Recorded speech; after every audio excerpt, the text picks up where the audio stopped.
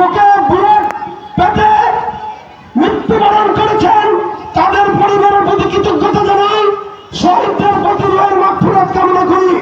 কিন্তু 26শে জুলাই ছাত্রদেরকে ওই কুলাঙ্গার হারুনের অফিসে ধরে নিয়ে নির্মমভাবে অত্যাচার করে জোর করে কমিটমেন্ট নিয়েছিল আর আন্দোলন হবে না।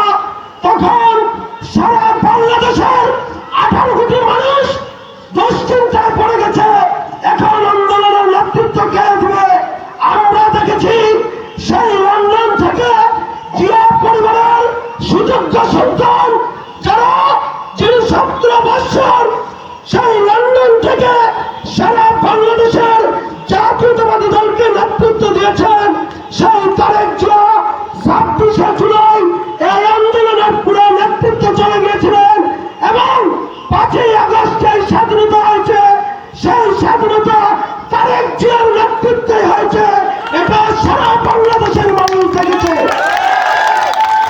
আমি আলহাজ আনোয়ার হোসেন ভূঁইয়াকে উদাত্তভাবে আহ্বান জানাবো, আপনার নেতৃত্বে এই মাত্র দক্ষিণ উপজেলা বিএনপি 18 সালে যেভাবে সুসংগঠিত হয়েছে, আপনি যেভাবে আওয়ামী ফ্যাসিস্ট সরকারকে রাজপথে বুক পেতে দিয়ে নেতৃত্ব দিয়েছেন, আগামী দিনে ডক্টর জালাল আহমেদ সাহেবের নির্দেশে আপনার নেতৃত্বে আমরা আজকে হাজারো জনগণ জাতীয়তা পরিবারের সদস্যগণ শপথ করলাম, আগামী দিনে আপনার নেতৃত্বে এই পৌর বিএনপি সুসংগঠিত থাকবে ইনশাআল্লাহ।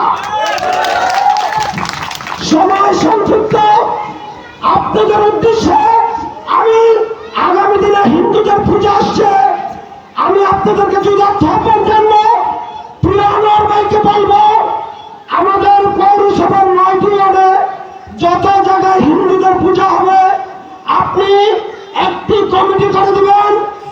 ওই কমিটি প্রত্যেকটি পূজা মণ্ডপ পাহারা দিবে। আওয়ামী লীগের কোন সন্ত্রাসী কোন পূজা মণ্ডপে মূর্তি যাতে ভাঙতে না পারে এবং জাতীয়তা পরিবারকে যাতে কলঙ্কিত না করতে পারে, সেই ভূমিকা আনোয়ার হোসেন ভূঁইয়া রাখবেন, এই প্রত্যাশা আমি করি।